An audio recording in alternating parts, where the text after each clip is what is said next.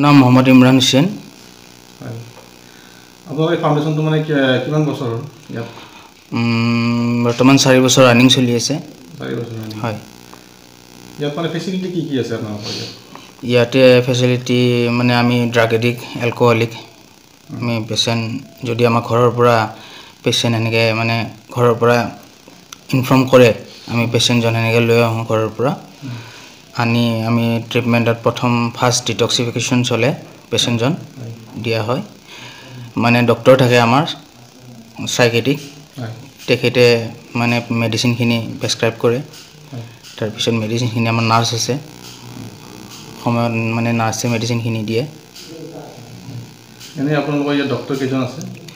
Doctor 2জন আছে, nurse এজন আছে আৰু চাইক'লজিষ্ট মেম এজনী আছে। কাউন্সেলিং হয় ডেইলি? কাউন্সেলিং ডেইলি হয়, প্ৰতিদিনে হয়।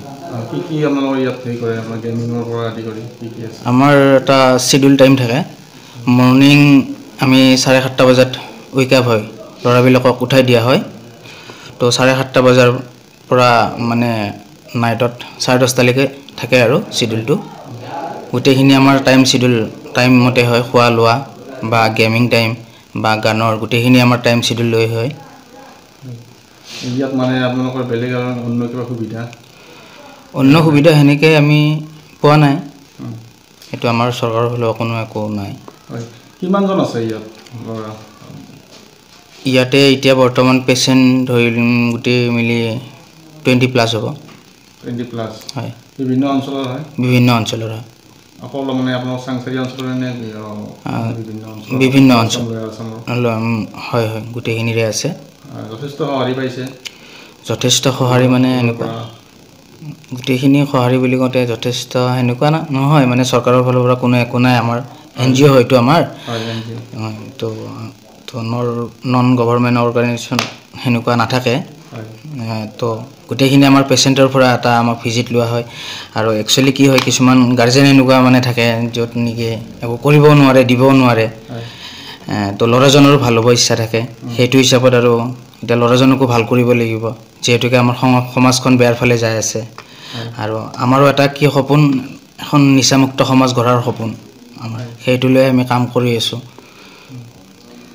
ইয়াত মানে কিমান দিনৰ হেৰি কৰিলে মানে ইয়াত পুৰা ইমপ্ৰুভ হয় পেচেণ্ট? 3 month to 4 month, 3 মাহ আমি ট্ৰিটমেণ্টত ৰাখোঁ ল'ৰাজনক আৰু 1 month অবজাৰ্ভেশ্যনত ৰাখোঁ। যথেষ্ট মানে এতিয়ালৈ সুস্থ হৈ আহিছে পেচেণ্ট? এতিয়ালৈকেতো ধৰি লওঁ 70+ হয় আপডেট হৈছে ল'ৰা। এতিয়া আপোনালোকৰ ভৱিষ্যতৰ পৰিকল্পনা কি আছে এইখনৰ ওপৰত? এইখনৰ ওপৰত মানে কি আৰু ধৰি লওঁ অলপ যদি সহায় সাহৰি কৰে, এনেকৈ ভাবিছোঁ আৰু এনেকৈ ধৰি লওঁ চলাই যাম এই অনুষ্ঠানটো। এতিয়া দৰিদ্ৰ সীমা ৰেখাৰ তলত কিবা সুবিধা আছে নেকি? এতিয়া সুবিধা মানে এনেকুৱাতো চৰকাৰৰ ফালৰ পৰা সুবিধা একো নাই। এতিয়া সেইখিনি ল'ৰাকো চাব লাগিব, যিহেতুকে ছাফাৰিং এডিক্ট। আজিৰ দিনত যিবিলাক ক্ৰাইম হৈ আছে, সেই ক্ৰাইমবিলাকতো এতিয়া উপায় নাই, সিহঁতৰ গাতো এইটো আমাৰ এডিকশ্যন হ'ল ডিজিজ, এইটো আমি বেমাৰ বুলি আমাৰ হেৰি হয়। তো যেতিয়া এটা নিচাৰীয়ে নিচা কৰে, তো যেতিয়া মানে উপায়বিহীন হয় তেতিয়া চোৰ কৰিব লগা বাধ্য হয়। মানে সি এনেকুৱা এটা পৰিস্থিতি য'ত নেকি চোৰ নকৰিলে তাৰ নিজৰ জীৱনটোৰ কথা আহি পৰে। যেতিয়া টাৰ্কিত থাকে, সি উইড্ৰলত থাকে, আমি একচুৱেলি উইড্ৰল বুলি কওঁ। যেতিয়া উইড্ৰলত থাকে ল'ৰাজনে মানে এনেকুৱা বেয়া কামত লিপ্ত হয়, উপায় নাই, কৰিবই লাগিব সি। আৰু তাৰ সেই বস্তুটো মিলাবৰ কাৰণে তো সেইখিনি আৰু উপায় নাই, সেইখিনি তাৰ মাথাত নাহে যে এইটো বেয়া কাম আৰু ভাল বেয়া সেই বস্তুটো সেইখিনি সময়ত বুজি নাপায়। যেতিয়া এটা সময় হৈ যায়, ল'ৰাজনে বুজি পায় যে মই বেয়া কাম কৰি আছিলোঁ, বেয়া হৈ আছিল মোৰ লগত, এতিয়া যিটোকে এটা ভাল ৰাস্তা পাইছোঁ, তো এটা চেষ্টা কৰে ল'ৰাবিলাকেও সেনেকুৱা। ভাল হ'ব চবৰে ইচ্ছা থাকে, কিন্তু চবে সুবিধা নাপায় সেনেকৈ। কোন ঠাইত অৱস্থিত এইখন? এইটো আমাৰ চাংচাৰী। চাংচাৰীৰ পৰা আপোনাৰ ধৰি লওক নাটচুবা বুলি কয় এইখিনি। তো আমাৰ যোগাযোগৰ নম্বৰ আছে, কণ্টেক্ট কৰিলে পাই যাব।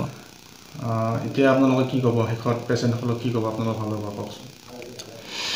মানে ধৰি লওক যিমানখিনি ল'ৰা বাহিৰত এনেকৈ আছে বা আজিৰ দিনত মানে ট্ৰিটমেণ্টটো পোৱা নাই বা ট্ৰিটমেণ্ট দিব পৰা হেৰি নাই ঘৰৰ পৰা, বা যোনে ভাবি আছে আমি ট্ৰিটমেণ্ট ল'ম, তো যদি সেনেকুৱা পোৱা নাই, আমাৰ এইটো চেনেলৰ জৰিয়তে আমি তেওঁলোকক মানে ইনভাইট কৰোঁ যে ইয়াতে নাম্বাৰ থাকিব তো এই নাম্বাৰত যোগাযোগ কৰিলে আমাৰ লগত আমি নিশ্চয় চিন্তা কৰিম আমি কিবা এটা ব্যৱস্থা কৰিম মানে এখন খুলিম বুলি কিয় মানে মনত কিয় মানে কিয় হ'ল আপোনাৰ তো মই নিজে এজন ড্ৰাগ এডিক্ট আছিলোঁ ৰিকভাৰিং ড্ৰাগ এডিক্ট হয় তো মই এইটো আজি নিচাহৰ এৰিব মোৰ 5 বছৰ আৰু মই নিচা কৰিছিলোঁ আজি 5 বছৰ আগত মানে মোৰো এটা এনেকুৱা লাইফ আছিল যে মই বিনা নিচাহত পাৰা নাছিলোঁ থাকিবৰ কাৰণে য'ত নেকি মোক নিচা লাগিব এনেকুৱা আছিল তো সেই নিচাহৰ জগতখন মানে থাকি তো ঘৰৰ মানুহে কিছুমান সময়ত হেৰি হৈ গৈছিল মোৰো কিছুমান ডিপ্ৰেশ্যনত পৰি গৈছিলোঁ কিমান আৰু নিচা কৰিম কিমান আৰু কি কৰিম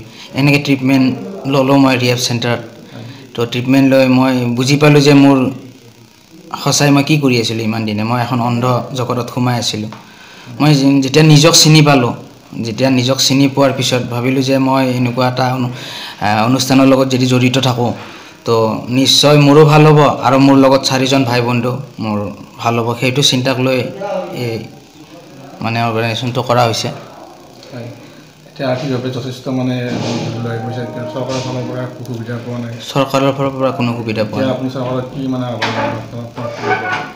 চৰকাৰৰ ফালৰ পৰা চৰকাৰক এটাই আহ্বান যে ধৰি লওক আমাৰ যিমানখিনি ধৰি লওক ৰিহেবিলিটেশ্যন চেণ্টাৰ আছে তো তেওঁলোক অলপমান সাহায্য দিলে ভাল হয় সেইটোৱে আৰু